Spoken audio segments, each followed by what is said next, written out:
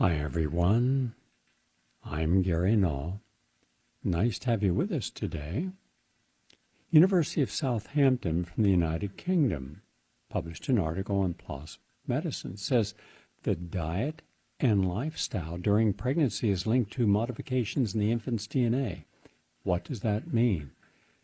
It means that pregnant women who are obese could reduce the health risks of their infant through improved diet and more physical activity.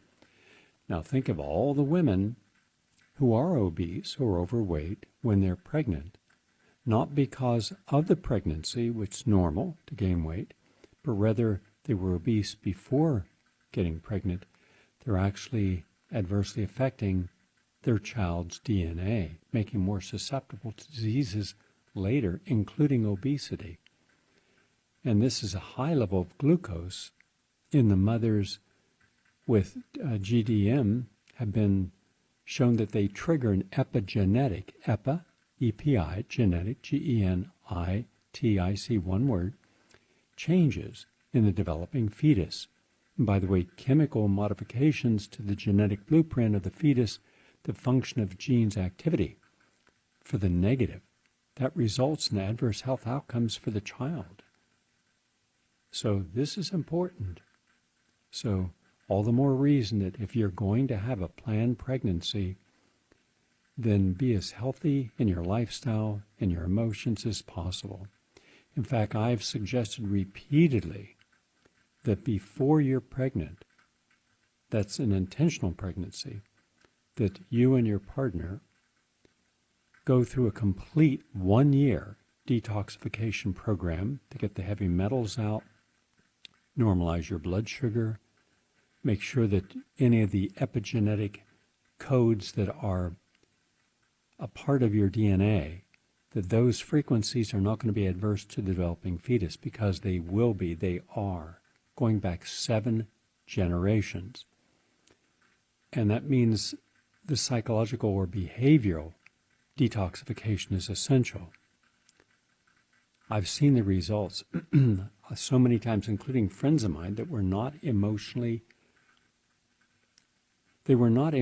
stable enough, balanced enough, and they went ahead to have their pregnancy, and then all types of problems occurred later in the children as they grew up.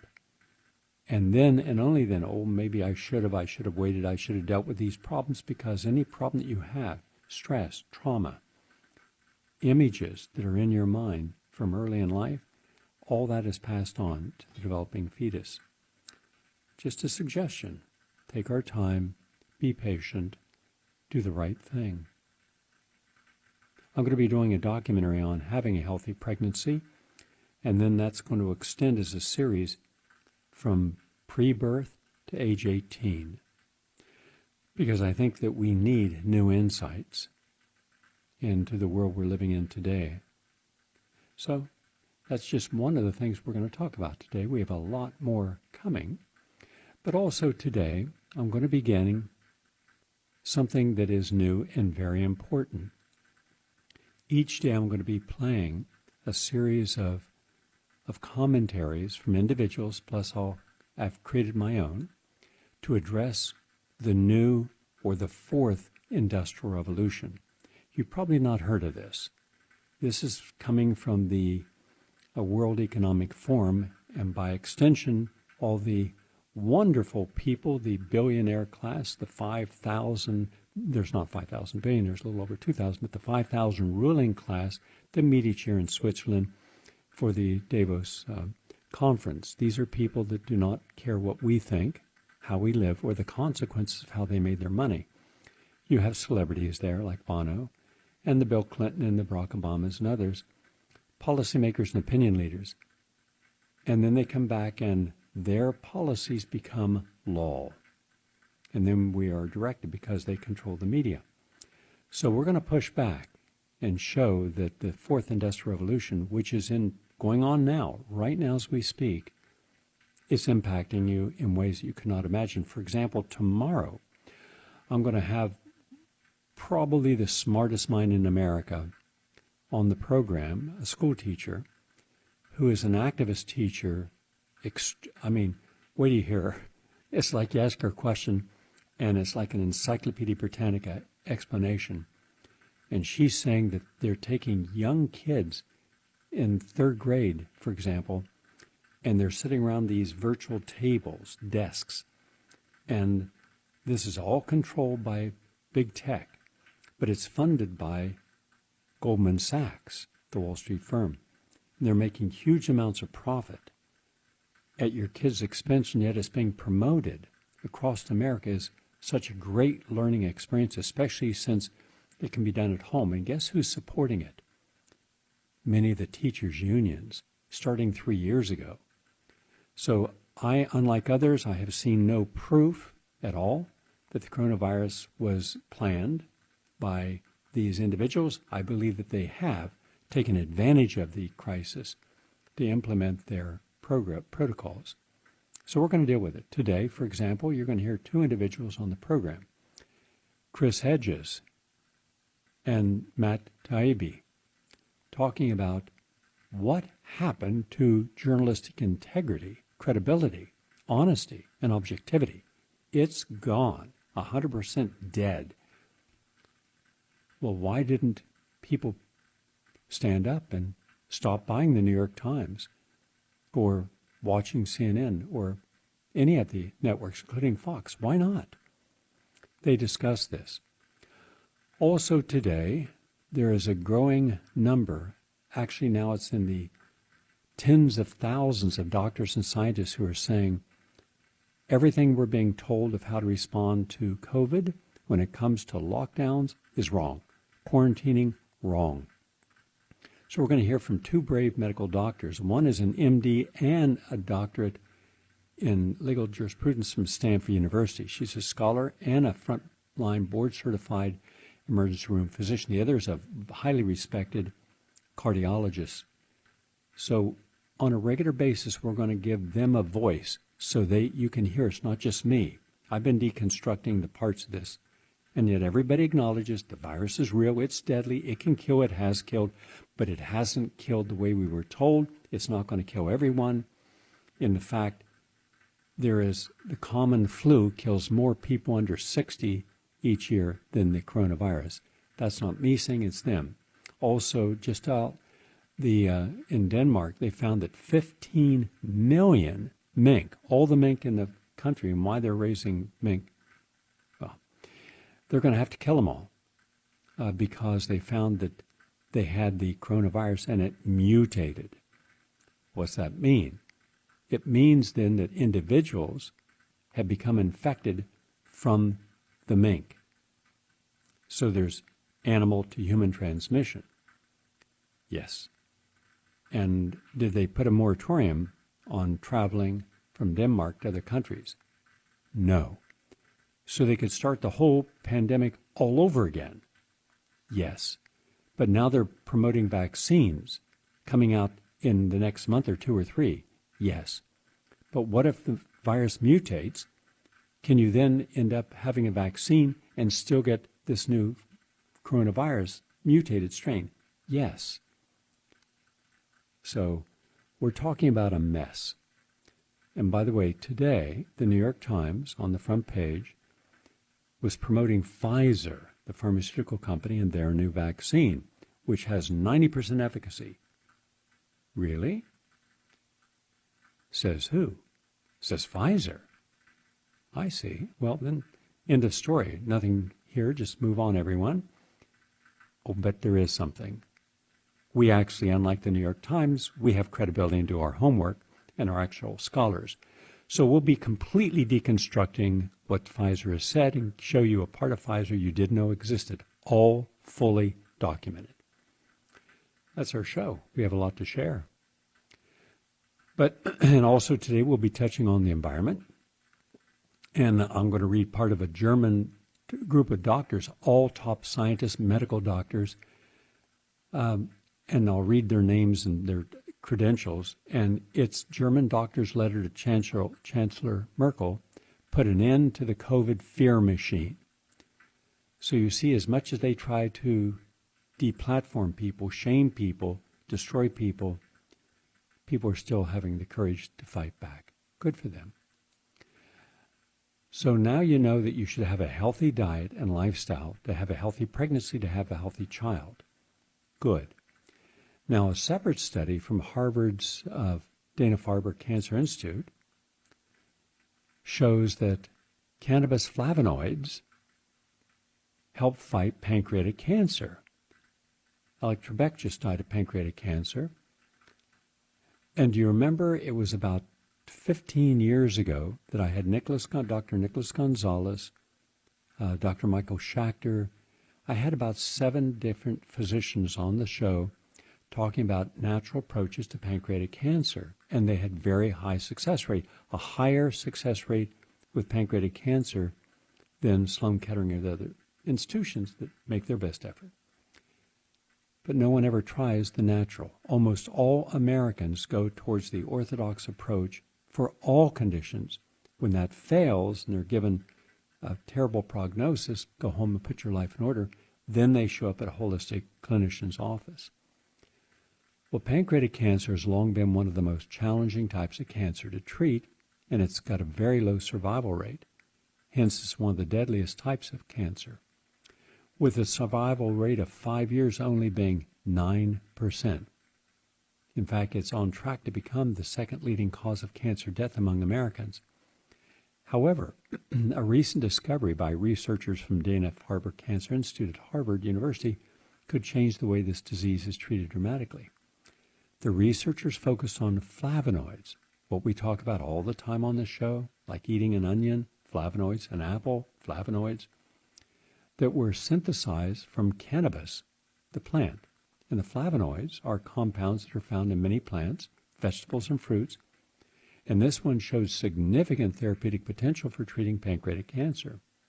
In fact, one of the study's researchers, Dr. Wilfred Nagua, said, quote, "The most significant conclusion is that tumor-targeted delivery of flavonoids derived from cannabis enable both local and metastatic tumor cell kill, significantly increasing survival for pancreatic cancer."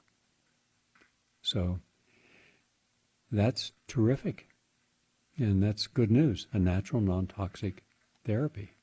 And by the way, cannabinoids have many anti-cancer effects. One reason cannabinoids can be so effective at fighting cancer is their multiple mechanisms of action. They can stop cells from dividing and trigger cell death through apoptosis and prevent new blood vessels from becoming tumors. In addition, they stop cells from moving into nearby tissue, which can decrease the chances of cancer cells spreading throughout a person's body.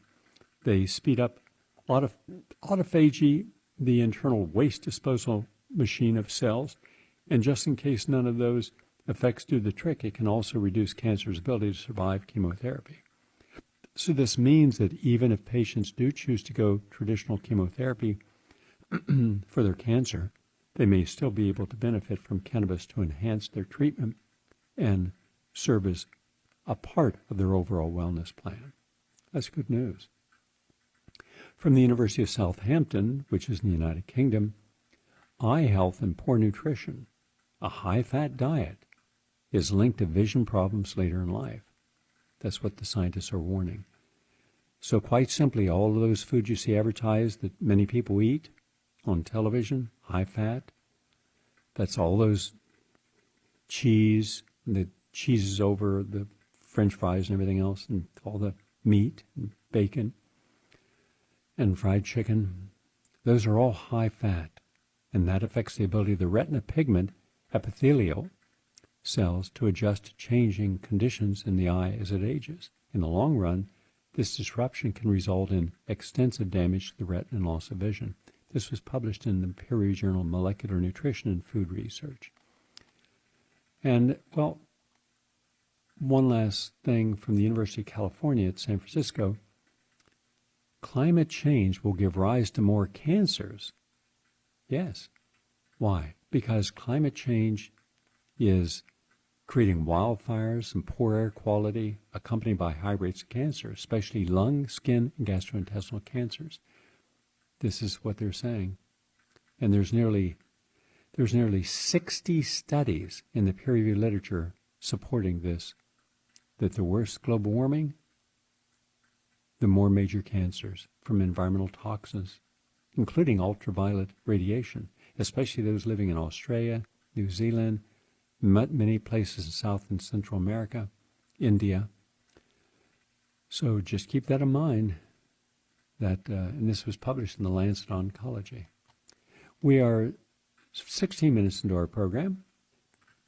So we're going to hear from two brave medical doctors. One is an MD and a doctorate in legal jurisprudence from Stanford University. She's a scholar and a frontline board-certified emergency room physician. The other is a highly respected cardiologist. Hi there. Yes, my name is Dan Wogelernter. I'm a cardiologist, trained at Yale University School of Medicine in New Haven, Connecticut. And I've been a cardiologist here in Santa Monica, California for the last 30 years. Hi, good morning. I'm Dr. Simone Gold. I'm a board-certified emergency physician. I'm also an attorney. Please don't hold that against me. And I practice on the front lines, whether or not there's a pandemic. Dr. Dan, why have you decided to speak out? Well, I've decided to speak out because I think that we're dealing with a tragic situation where the scientific process has been violated. Studies have been published that had not been adequately vetted and should not have been published, and those studies were used to terminate further evaluations of hydroxychloroquine. I've decided to speak out because the political interference in the physician decision-making process is objectionable and should not be allowed to continue. There are lessons to be learned from this pandemic on many levels. We've spoken about the dangers and the irrationality of the lockdown process. We've spoken about the violation of the scientific purity of investigation. We've spoken about media presentations and misrepresentations of data. This is injurious to the health of our population now, and I don't want to see this replicated in the future. I think as physicians we have a moral responsibility to protect our patients, to protect the science behind our medical decisions, and to prevent intrusions into the purity of the scientific process by outside forces that may have bad intent. And it's important to speak out. It's a moral imperative for us to speak out and to protect our patients and to protect our profession. Dr. Gold, why did you decide to speak out?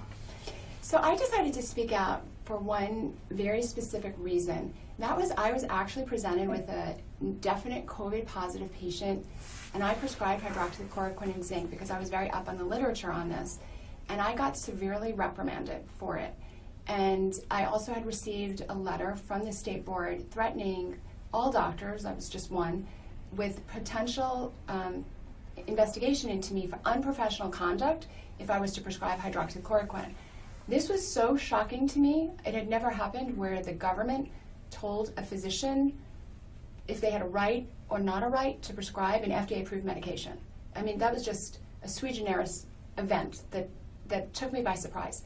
And I thought to myself, if doctors don't speak up, we're really all lost. Let me add one other thing, if I might. Yep. So I think it's important in terms of people's perspective about the impact of COVID that they understand that the data now show that 99.7% of people infected with COVID will survive. 0.3% die. And the vast majority of those people who die, as we've discussed, are the elderly, the frail, those at end of life. And that's not to say that we don't care about those deaths. On the contrary, we feel that many of those deaths could have been and should have been prevented had the proper precautions been taken, as were taken in the state of Florida, in contrast to how things were handled in the state of New York, state of New Jersey, state of Pennsylvania, where the nursing homes were not protected and were forced to take people who were actively infected. What we needed to do was not lock down all of society, not shut down schools, not shut down all businesses. We needed to protect the elderly, particularly the elderly in the nursing homes. It's a small segment of our population. We could have allowed the rest of the population to continue with their lives, take adequate precautions, but not be completely shut down. The cost of the shutdown, in terms of the physical, emotional, and psychological health of people, is enormous. We've only seen the tip of the iceberg of people who have been shut in, who've lost their businesses, who are facing depression, who are facing issues of mental health because of the consequences. This should never happen again. If we ever face this kind of situation again, we need to learn the lessons from the mistakes in policy that were implemented. So it recently came out that the coronavirus isn't as contagious as they thought, especially for asymptomatic carriers. Is this big news in the medical field? Have you guys known this? And what does that really mean for, the precautions they've been taking? Whenever you review the CDC studies, you can see that it wasn't affecting young people. This has been, I think, a tragedy that we've locked down our young people. Again, this data is widely available to anybody who wants to search it out. CDC.gov, you can see people based on their ages, and it hardly affects teenagers and youths under 20, 30, 40. Really, under age 60, it does not have a higher lethality rate than common influenza. So I was not surprised. As Dr. Gold said, I think that the focus should have been on protecting the high-risk population. And we knew from the data that had come out from China and from Italy and from France that the people at risk were the elderly and the frail, people immunocompromised. As Dr. Gold said, young people had very little risk from this infection. They rarely got ill from it. So it was not a good decision to shut down schools, to shut down all businesses. And it certainly was not a good decision to send actively infected coronavirus patients to nursing homes. So the strategy was inverted. We should have protected the people in the nursing homes and given those homes more resources to protect the people at risk. And the low-risk population should have been allowed to live their lives. We could have had some precautions in terms of social distancing and masks perhaps, but to close down the entire society when in fact it's just a small segment of that society that's at risk, I think was a tragic mistake. I work in an emergency department, so I see people of all ages. And my heart would sink whenever I would see a nursing home patient, because I knew right behind that nursing home patient, there's 5 more and 10 more behind that one. It flies through the nursing homes. First of all, they're immune compromised. You cannot be a nursing home patient unless you have a skilled nursing need. These are just not ordinary older people. These are people that have at least one pretty serious medical condition. Many of them have 3 or 4 serious medical conditions. Obviously, this is going to fly through the nursing homes, and they can't fight it. So when I, as an emergency physician, would see people with COVID-19, the ones that got really sick are the nursing home patients. Sometimes a person who wasn't in a nursing home was also sick, very sick. But I almost never see a younger person or a healthy person that was sick enough that had to be even hospitalized, let alone severely ill and needing something like intubation. And always in life there's limited resources, and the resources need to go where they can be most useful. What we did is we spread all our resources out amongst society at large. That, I think, was criminal and immoral. We needed to focus the resources on the people that needed it, our nursing home patients. As a specific example that I know off the top of my head, in Pennsylvania, the average age of the person who died from COVID-19 was 79. At the same time, the life expectancy was 78.7. So, of course, all deaths are tragic. All of us have parents whom we love. However, it's in a different category when a person who's past life expectancy passes versus a person who's 20 and passes. So when the average person sees these numbers that are calculated every day, 100,000 Americans have died, they're not able to put that in context because the media is not giving the context. Do you know how many Americans die every year? The average American doesn't know. The question is, how many more people died due to COVID-19 that were not going to already die, let's say, within this year? That number is very low. And I think there's going to have to be some reckoning when this is all over, how we really harmed and killed nursing home patients. Yeah, the data certainly were known. We knew this as early as February from China, from Italy, that it was the elderly and frail who were most at risk. So why did Governor Cuomo and his health commissioner force the nursing homes to take patients? Well, it was part of the overall panic that occurred not just amongst society, but in the healthcare industry. The hospitals in New York and throughout the country were afraid that they would be overwhelmed with patients and that they wouldn't have sufficient capacity. And they wanted to offload patients who were no longer requiring inpatient, high-intensity care. And they said, we need to let those people go out of the hospital. And where can you send them? Well, there were places in New York where they could have sent them. The Javits Center, which had been equipped, the Navy ship Comfort that had been sent, to the New York Harbor. Instead, they were sent to nursing homes, where it created massive death. This was a tragic mistake, just absolute negligence in terms of decision making. Yeah, so the Comfort and the Javits Center were shockingly empty. They were almost completely empty, which was amazing. The question of why Governor Cuomo did this, it's very unpleasant to speculate, but one thing that's for sure is it was absolutely known when he made the decision to let the patients go back to the nursing homes. It was 100% known. I understand looking back, people will wonder, was it known? There's no question. You can go back and you can look at the dates of these things. It was absolutely known that it was risky to send the nursing home patients back. The health commissioner of Pennsylvania really had an egregious situation where she took her own mother out of an assisted living facility, but she told the rest of the state that it was perfectly safe to leave your grandparent in an assisted living facility. That's just egregious. There's no question that it was known at the time. I don't know why this was the plan. People always wonder why the deaths were so high in New York.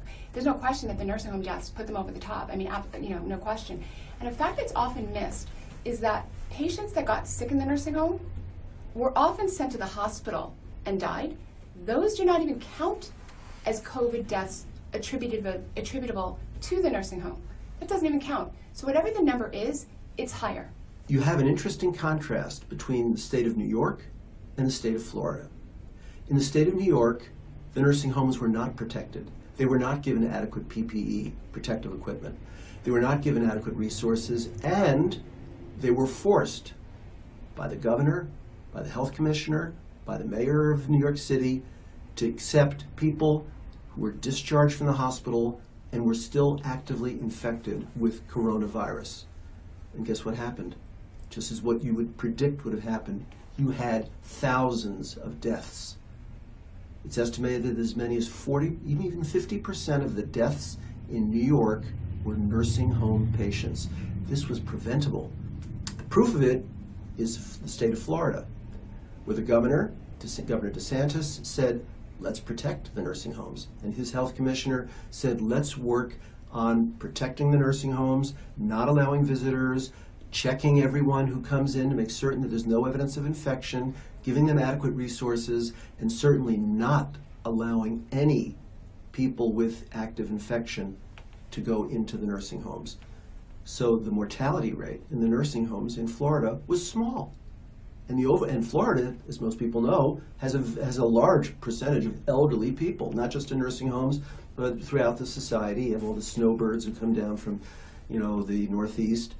So it shows you, with good policies, with rational thinking, you can protect people, and we could have had a much lower death rate and death count in this country had people followed the policies that were used in the state of Florida. And there is a lot of talk going around now about hydroxychloroquine. People are saying it's very dangerous. The news is really hammering it. Is that, Dr. Dan, is hydroxychloroquine something that you think is dangerous? Is it something you've prescribed to patients before? I've prescribed it. I've also recommended it to people, and I've had conversations with physicians literally around the globe, in Israel and Italy and England and the East Coast of the United States. And I've read the literature extensively. So hydroxychloroquine definitely has a role. That role is specific. It's an antiviral agent that is effective in the early stages of infection. When used in that context, it is effective and it is safe. Unfortunately, there have been studies that have looked at hydroxychloroquine, but have looked at it in the wrong context. They've looked at it in severely, critically ill people in the hospital setting. At that point, the antiviral isn't effective because you've gone beyond viral infection to an immune-mediated widespread inflammatory reaction. So that was the wrong population to look at hydroxychloroquine in. And that kind of study, that sabotages the whole story about hydroxychloroquine. Those studies, I'm not quite certain why they were designed that way, but it was obvious that hydroxychloroquine would fail in that context.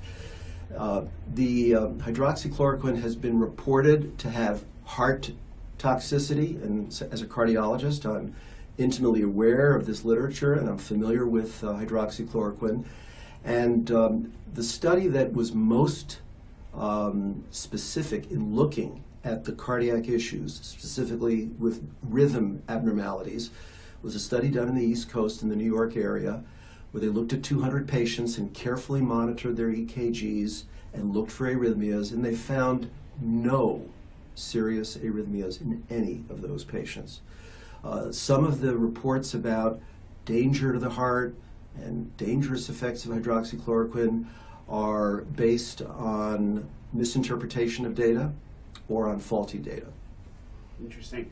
Yeah, we did see the World Health Organization ordered countries to stop using hydroxychloroquine recently, and they've also stopped trial testing on it as well. Was this decision based on those studies from Lancet, New England Journal of Medicine, and JAMA? Yes, so the World Health Organization stopped the hydroxychloroquine trials based specifically on the faulty studies that were printed in the Lancet and printed in the New England Journal of Medicine. Also, the European Union stopped it, and it was headlines all across the world that we should stop using it. I do want to clarify for the audience that they did restart the trials once the Lancet and New England Journal of Medicine retracted those faulty studies. However, it's not so easy to just, restart a trial, right? You have all these patients, they were in the trial, it had to stop and start and gather new patients, and the damage has certainly been done. And in addition to those... I'm going to quote you right now before we go to our next video. Disease outbreak news, quote, "This is the UN. Circulating vaccine-derived poliovirus type 2, Sudan. On August 9th, 2020, the Federal Ministry of Health, Sudan, notified the World Health Organization of the detection of a circulating vaccine-derived poliovirus type 2 in the country. According to the notification, the virus is genetically linked to the Chad. Sequencing results showed 12 to 19 nucleotide changes. 2 acute flaccid paralysis cases were notified. The first case, and it goes into this, and what their public health response is, they're withdrawing this.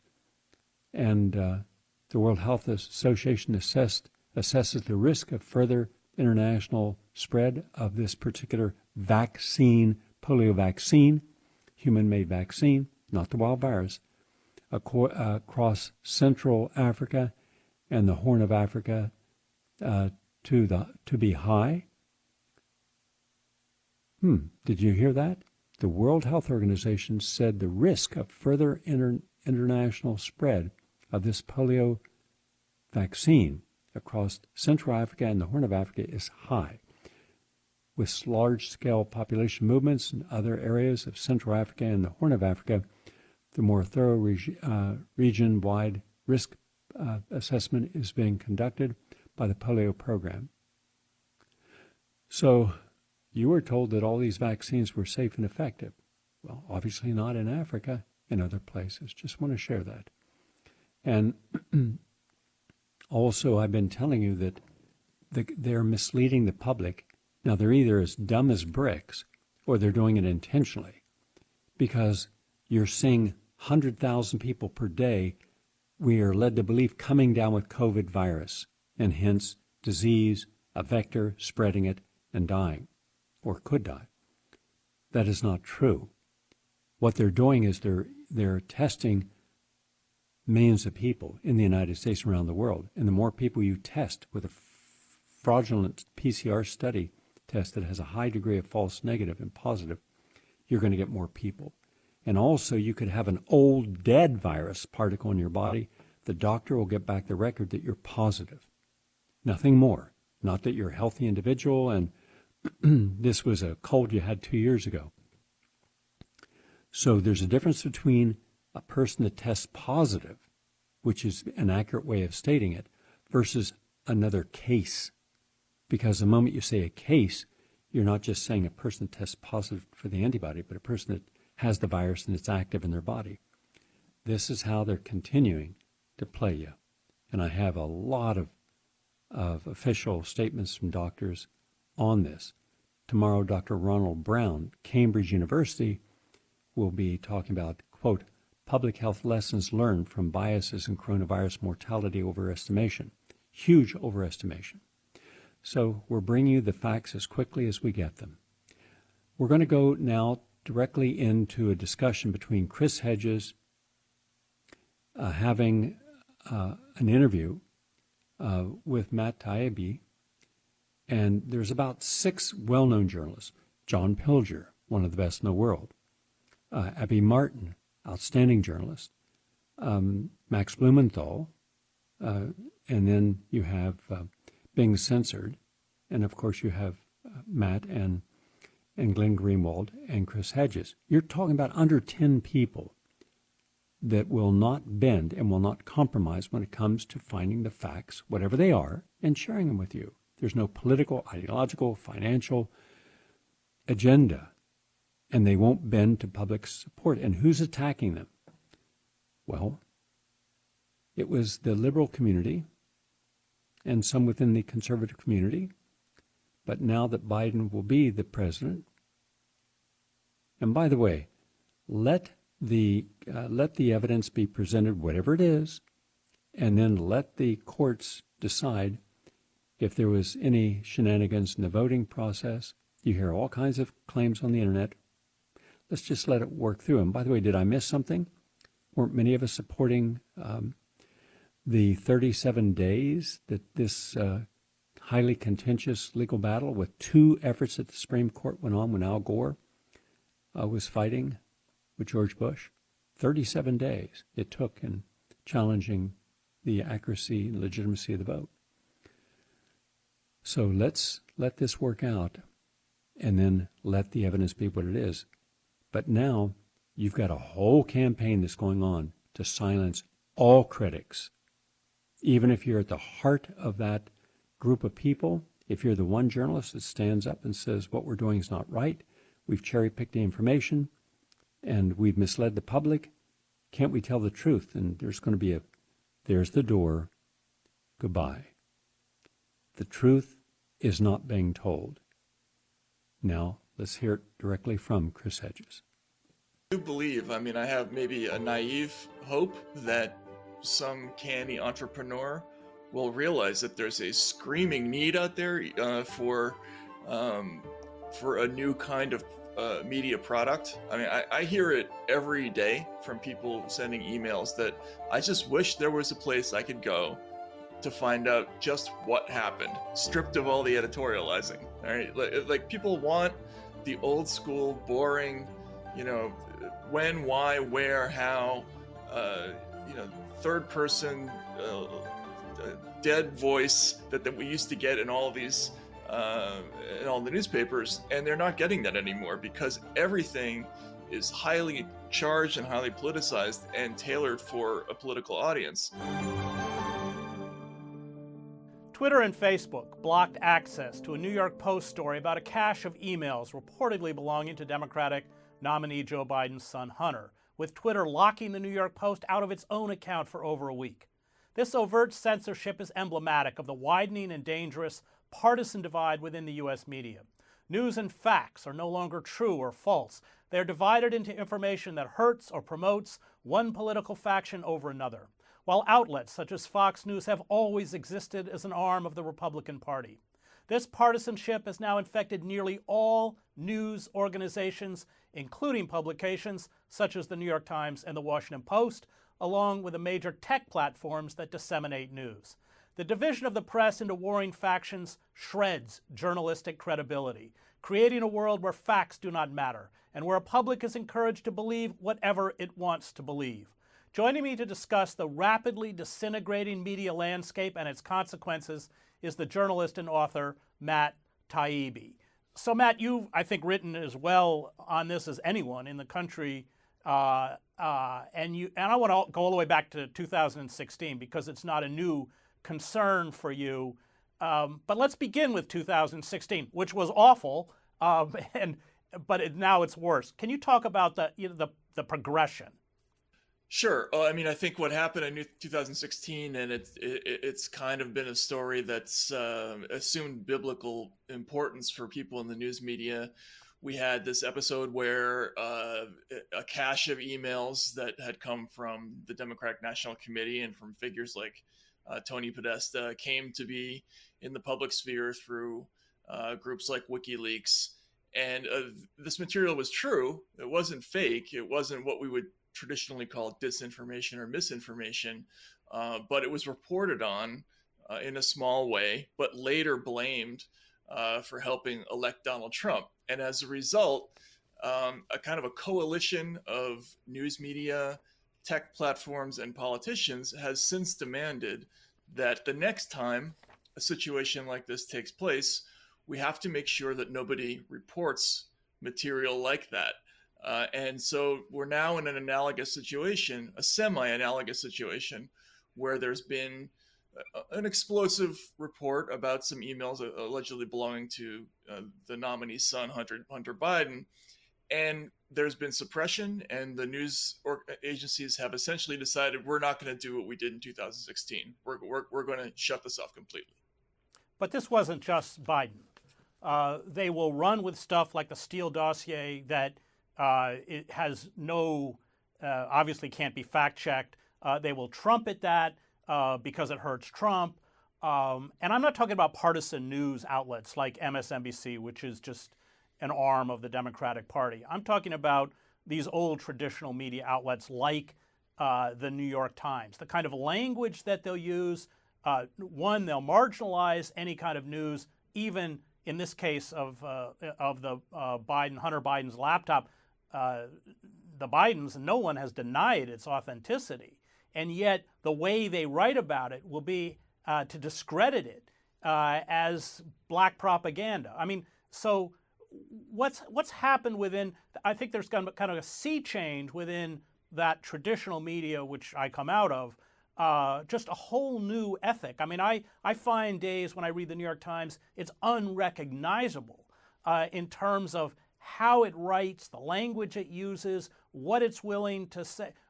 It has many faults, which you know as well as I do. However, it's really a completely new organization in many ways. Can you talk about that shift? Because I find that very frightening. Sure, and of course, obviously, you would know this better than I would. But I think traditionally, what the New York Times would do with a story like this is they would work very hard to ascertain first whether the material was real, and it would wait to come out with some kind of pronouncement about its news value until it had done that. And that is exactly what they don't do anymore. Really in the first days after the story broke, they already had a story by Kevin Roos in the paper that the headline was something along the lines of, there was a mistake in 2016, and the Facebook promised to fix it. Well, this is what the fixing looks like, and then the lead of that. Right. Let me interrupt you, because this is the headline, which I take from your Substack. Will tell people how they can get it. Everyone should subscribe. Facebook and Twitter dodge a 2016 repeat and ignite a 2020 firestorm. The companies have said they would do more to stop misinformation and hacked materials from spreading. This is what the effort looks like. And then, reading from your article, Roos, who you just mentioned, notes that, quote unquote, politicians and pundits have hoped for a stronger response from tech firms ever since Russian hackers and WikiLeaks injected stolen emails from the Clinton campaign into public discourse. This is again a quote from him. Since 2016, lawmakers, researchers, and journalists have pressured these companies to take more and faster action to prevent false or misleading information from spreading on their services. The Podesta emails are not false. I know, exactly. They're real. It's a bait and switch. And this has been going on all across the media landscape. But they're doing that. They're saying in the public memory what happened in 2016, they've used the word disinformation or misinformation so many times that people associate those emails with words like that. And so they can get away with saying well, we have to do something to stop this misinformation or disinformation, even though, again, we're talking about things that are real and true, but just happen to come to the public through a means that is, in their minds, infamous. So again, the traditional mission of an organization like the New York Times, and they exist specifically because they have the resources and the training to hunt out whether or not stuff like this is real.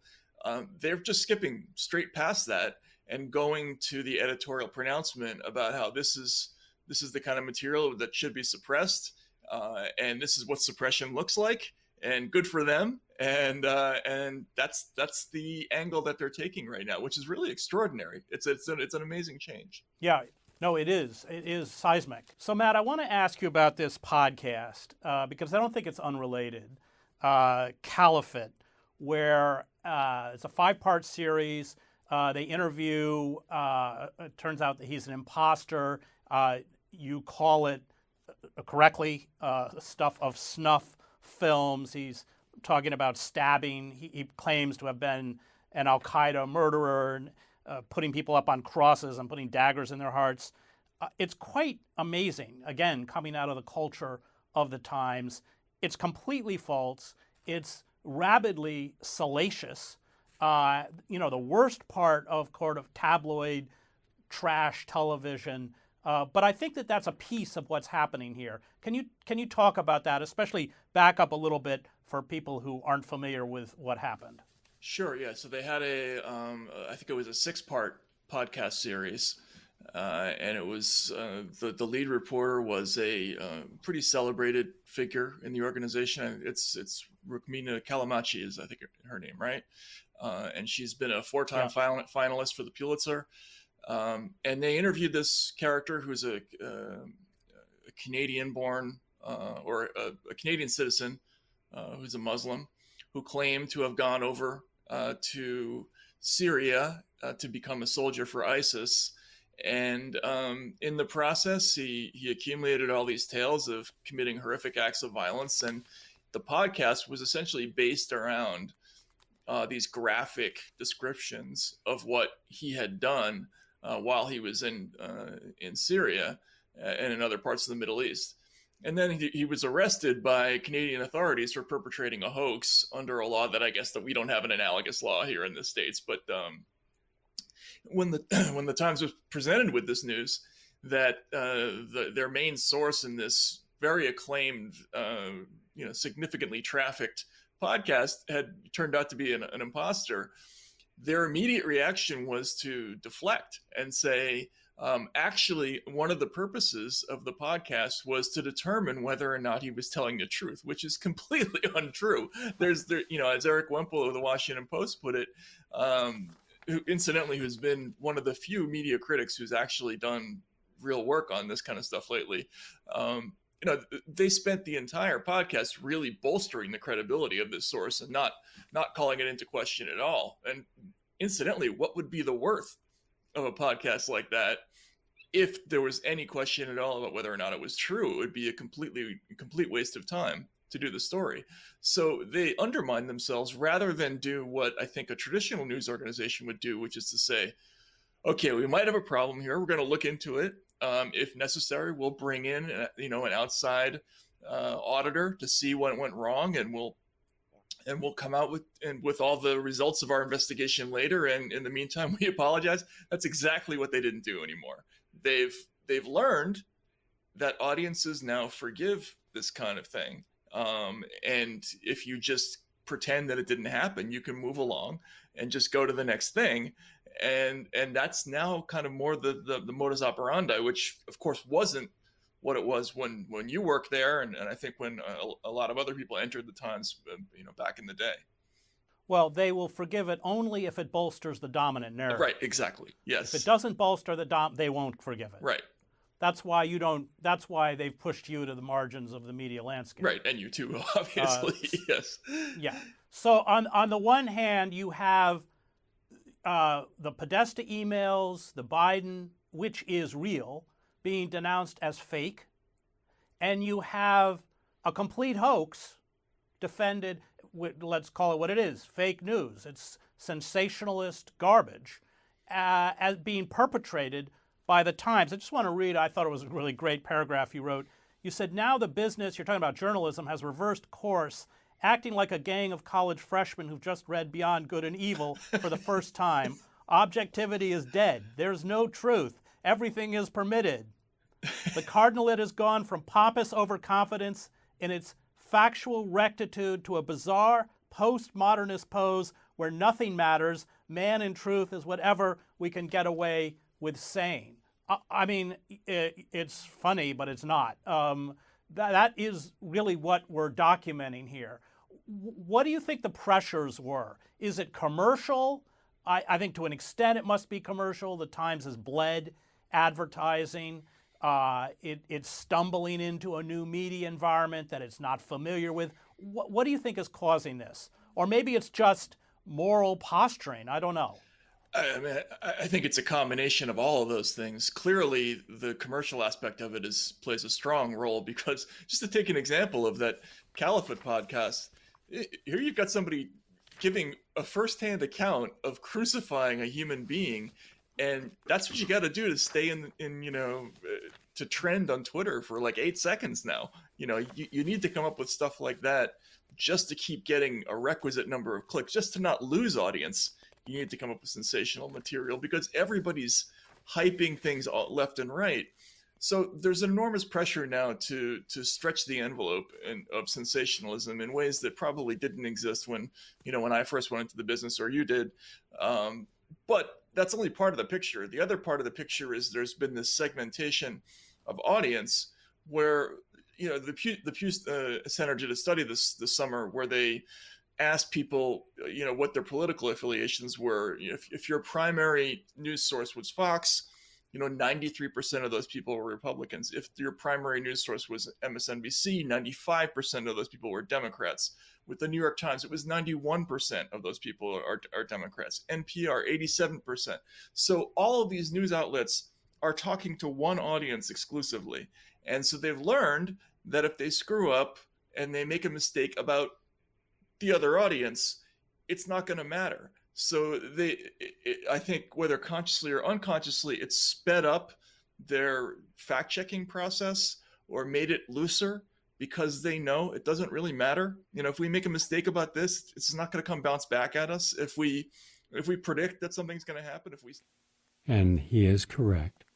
The whole interview can be seen on prn.fm. Let me just conclude our program today with something that we should all be concerned with, but nothing is going to happen because of it. This is from Robert Hunziker from Counterpunch, a troubling discovery in the Arctic.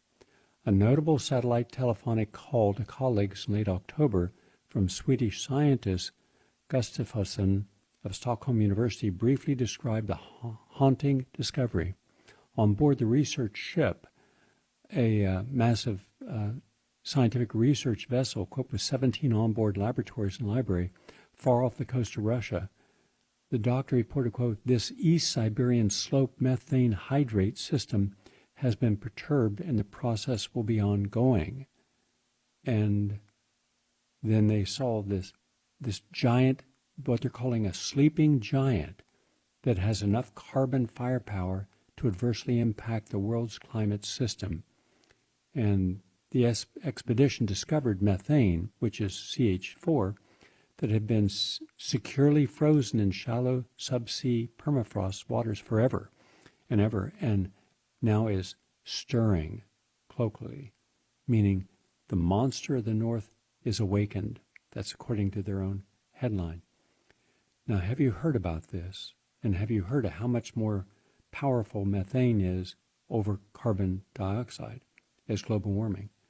And you have a huge amount, and it's all melting, and that is increasing the temperatures, and that is increasing the warmth of the water, which is adversely affecting the way that the conveyor belt takes warm water from South America up and around Ireland, Iceland, brings cool water back down. And that is also, this warmth is causing hurricanes to intensify, dropping more water, going slower, and being a greater velocity as it goes. This is real stuff.